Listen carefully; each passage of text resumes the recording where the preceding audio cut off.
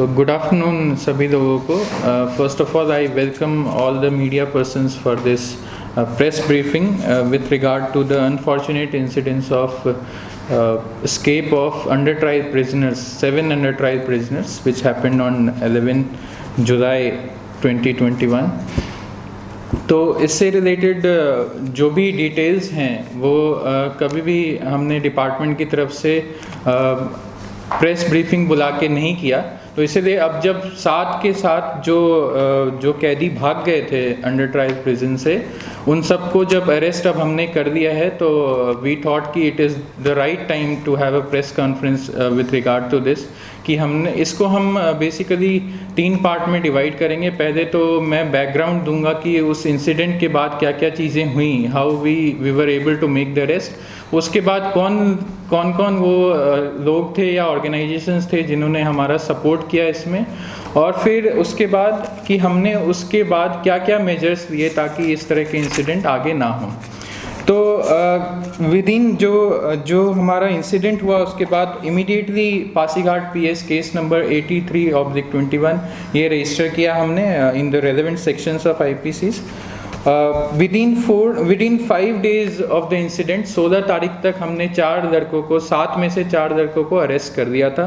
वो लोग कालम अपांग, अभिजीत गोगोई, सुभाष मंडल और तेलुंग पानी, इन चारों लोगों को हमने विदिन 5 days अरेस्ट किया था।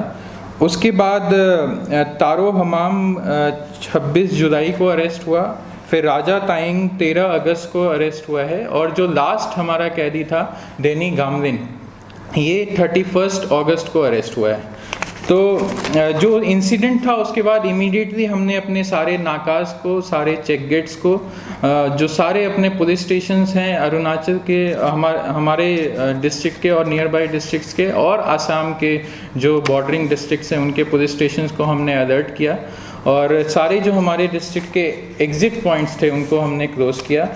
फिर रिसोर्स मोबिलाइजेशन की जहाँ तक बात आई, तो हमने सारे अपने पुलिस फोर्स, यहाँ 5th IRBN की बटालियन है वहाँ से मोबिलाइज़ किया, हमारा 2nd APBN का बटालियन की एक कंपनी है उनको मोबिलाइज़ किया, हमारे डिस्ट्रिक्ट पुलिस और जो हमारे लोकल यूथ्स थे, लोकल पब्लिक जिन्होंने सपोर्ट किया, उनको हमने मोबिलाइज़ किया, और एक मैसिव मैन हंट चलता रहा।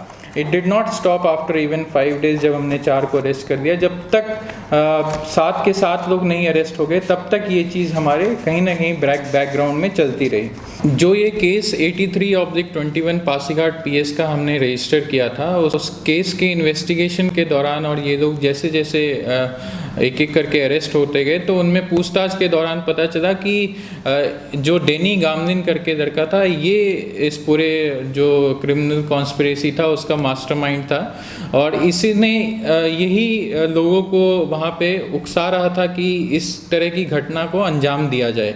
जब इसको लाइक माइंडेड 1-2 कैदी और अरेस्ट होके उस यूटीपी सेल में आए, वो वैसे लोग जब इसको मिले, उसके बाद इसने उनके साथ प्लान करके एक, जब सही समय पे, ऐसे समय पे जब उसे रियलाइज़ हुआ कि वो इस चीज़ को कर सकता है, उसने ऐसा करने का कोशिश किया।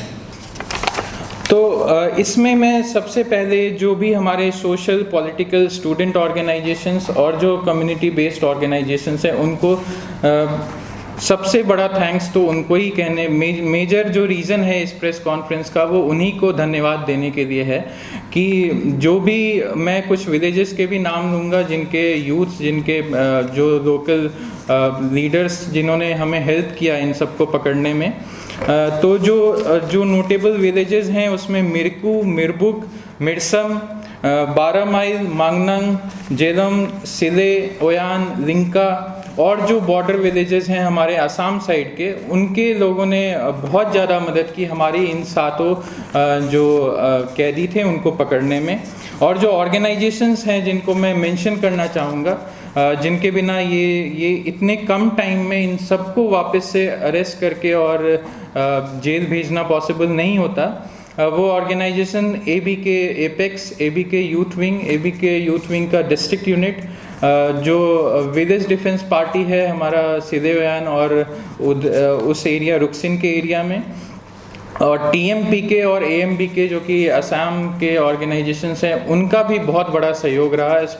जो टीएमपी के ऑर्गेनाइजेशन है, ये तो लास्ट टाइम तक जो हमारा जो 6th और 7th जो एस्केप प्रिजनर्स थे उनको भी अरेस्ट करने में उनकी तरफ से इनपुट्स कंटिन्यूसली आते रहते थे।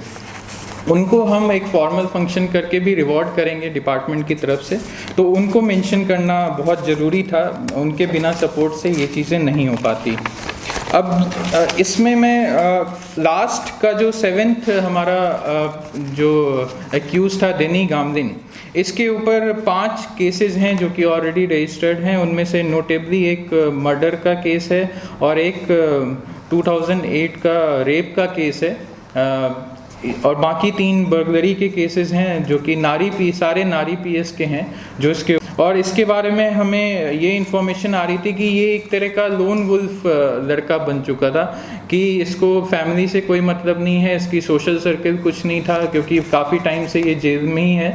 तो इसको पकड़ने में काफ़ी मुश्किल आ रही थी, पर लोकल इंटेलिजेंस और इन सब के बेसिस पे हमने इसको तेलम एरिया से 31 को अरेस्ट किया है, और with the help of local villagers and organisations.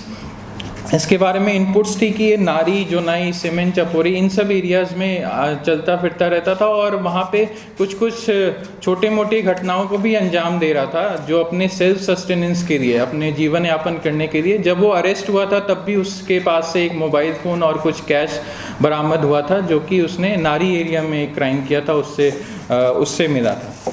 Last but not the least, मैं एसपी लोअर सियांग श्री कुशल पाल सिंह सर को भी, उनका भी मेंशन करना उचित समझूंगा, क्योंकि जब मैं एज रेगुलर एसपी छुट्टी पे था तो उन्होंने चार्ज देख के एक क्राइसिस के समय में डिस्ट्रिक्ट पुलिस को लीडरशिप प्रोवाइड की, जबकि बहुत ज़रूरी थी। और जो लास्ट पार्ट है हमारा, कि हमने उसके बाद क्या क्या मेजर्स लिए ताकि इस तरह का इंसिडेंट आगे फ्यूचर में ना हो। तो जो जेल की सिक्योरिटी है उसको हमने काफ़ी बीफ अप कर दिया है, ऑलमोस्ट डबल कर दिया है जो सिक्योरिटी पहले से थी।